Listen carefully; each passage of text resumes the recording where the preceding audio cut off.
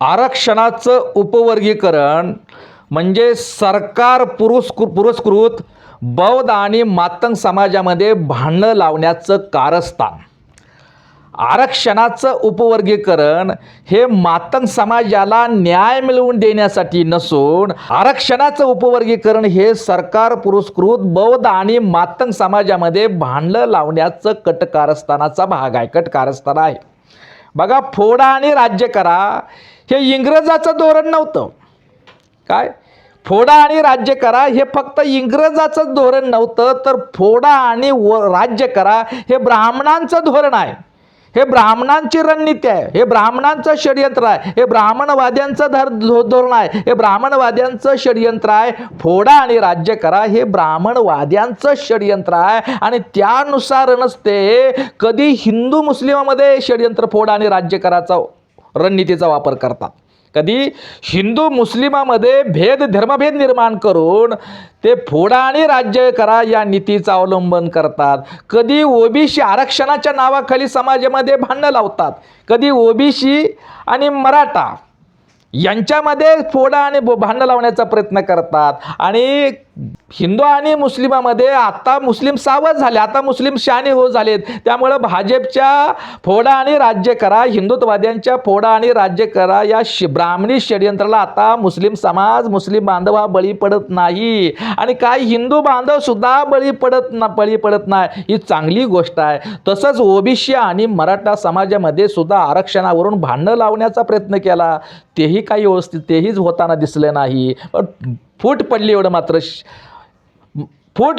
मात्र सत्य आहे. आणि तोच प्रकार आता आरक्षणाच्या उपवर्गीकरणावरून बौद्ध आणि मातंग समाजामध्ये भांडणं लावण्याचा प्रयत्न सुरू आहे. त्याचाच भाग आहे फोडा आणि राज्य करा ह्या ब्राह्मण नीतीचाच तो भाग आहे.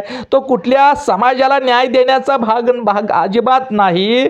आणि म्हणून हे जे बौद्ध आणि आरक्षणाच्या उपवर्गीकरणावरून बौद्ध आणि मातंग समाजामध्ये जे सोशल मीडियामध्ये जे फेसबुकला सोशल मीडियामध्ये जे भांडण सुरू आहेत, जे एकमेकाची बदनामी करणं सुरू आहे, ते पाहिल्यानंतर सोशल मीडियावरचं जे भांडण आहे ते समाजामध्ये उतरण आहे, समाजाच्या घरापर्यंत जाय नाही, ते रस्त्यावर त्याचं जाती दंगलीमध्ये आणि ते भांडणामध्ये मारामारीमध्ये त्याचं रूपांतर होऊन आहे. म्हणून भाजप परेशान आहे, सरकार परेशान आहे. आपण ज्याच्यासाठी आरक्षणाचं उपवर्गीकरणाची खूळ काढली आहे त्यावरून फक्त सोशल मीडियामध्येच भांडणं आहे ती, पण या भांडणाचं रूपांतर समाजामध्ये होणार आहे.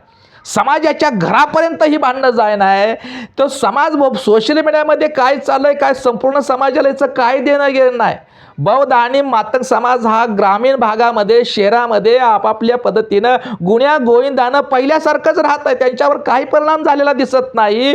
म्हणून भाजपला, सरकारला हे आश्चर्य वाटतंय, RSSला हे आश्चर्य वाटतंय की आरक्षणाच्या उपवर्गीकरणावरून आमचा जो हेतू होता की बौद्ध आणि मातंग समाजात भांडणं लागावी, दंगली निर्माण व्हाव्या, हे काय होताना दिसत नाही. जे काय होतंय ते फक्त सोशल मीडियामध्ये सुरू आहे आणि ती कोण करतंय ते बुटभर लोक करताय. पण समाजामध्ये त्याचा काय प्रतिकूल परिणाम, असा विपरीत परिणाम झाल्याचा आतापर्यंत तर झाल्याचं दिसून येत नाही. आणि म्हणून ते अधिक कालचा बघा लॉंग मार्चचा, सचिन साठे यांच्या लॉंग मार्चचा आझाद मैदान झालं ना, त्याच्यातील जे नेत्यांची भाषणं पाहिली तर भाजप सरकारनं हुसकवायला सुरुवात केलेली आहे. भाजपच्या इशाऱ्यावर बघा, छू म्हणलं का जसं कुत्रं भुकतं, छू म्हणलं का जर कुत्रं भुकतं, तसं भाजपनं आता आपल्या दलालांना, आपल्या भाडोत्री लोकाला छू म्हटलंय की बाबा हे सोशल मीडियामध्ये राहू द्या, सभेतून भाषणं करा, बौद्ध समाजाच्या विरोधात सभेतून भाषणं करा, महापुरुषावर भाषणं करा, महामानव डॉक्टर बाबासाहेब आंबेडकरांच्या विरोधात बोला म्हणून मातंग समाजातील लोकांना भरीस घातलेला आहे. मातंग समाजातील आणि त्यांच्या आरेच्या दलालाने भाडोत्री लोकांना ते भरीस घालत आहे, त्यांचं कान भरत आहे आणि म्हणून बौद्ध समाजाला हुसकवण्याचा प्रयत्न करत आहे. काय मातंग समाज यातील मुठभर यडपाट आणि स्वार्थी आणि भाडोत्री आणि दलाल आणि भडव्या लोकांना हाताशी धरून बौद्ध समाज याला हुसकावण्याचा प्रयत्न केला जात आहे. महामानव डॉक्टर बाबासाहेब आंबेडकरांच्या वरती टीका करून, बौद्ध समाजावरती टीका करून समाजाला हुसकावण्याचा प्रयत्न केला जात आहे.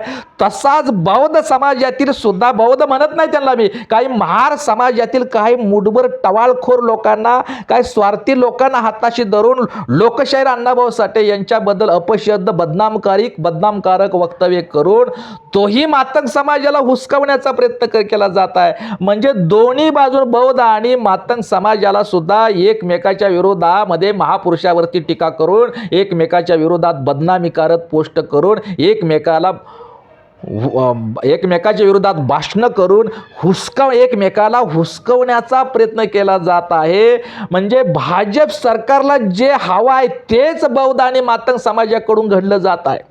काय जे भाजप सरकारला जे हवं आहे, जे भाजप सरकारचा हेतू आहे, तोच उद्दिष्ट तेच आपल्याकडून घडत आहे. काय आरक्षणाचं उपवर्गीकरण हे सरकार पुरस्कृत बौद्ध आणि मातंग समाजामध्ये भांडणं लावण्याचं सरकारचं कारस्थान आहे, भाजपचं कारस्थान आहे, RSSचं कारस्थान आहे. आणि त्याच कारस्थानाला बळी आम्ही आज पडत आहोत. सरकारचा जो हेतू आहे, दुष्ट हेतू आहे, तोच आज कुठंतरी यशस्वी होताना दिसत आहे.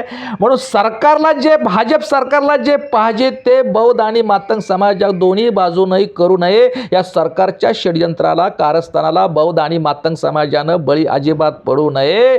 आणि म्हणून बौद्ध आरक्षणाच्या उपवर्गीकरणावरून बौद्ध आणि मातंग समाजामध्ये तेढ निर्माण होऊ नये याची खबरदारी या दोन्ही बाजूच्या शहाण्या आणि करत्या लोकांनी, दोन्ही बाजूच्या समजदार आणि शहाण्या लोकांनी जबाबदारी ओळखून आपापल्या समाजाचं प्रबोधन करावं. आणि आम्ही लवकरच याची जबाबदारी घेऊन आम्ही महाराष्ट्रभर बौद्ध, मातंग, चर्मकार आणि संपूर्ण SC अनुसूचित जातीची बंधुभाव आणि सलोखा परिषद आम्ही लवकरच महाराष्ट्रामध्ये या बंधुभाव परिषद अभियानाची आम्ही सुरुवात करणार आहोत.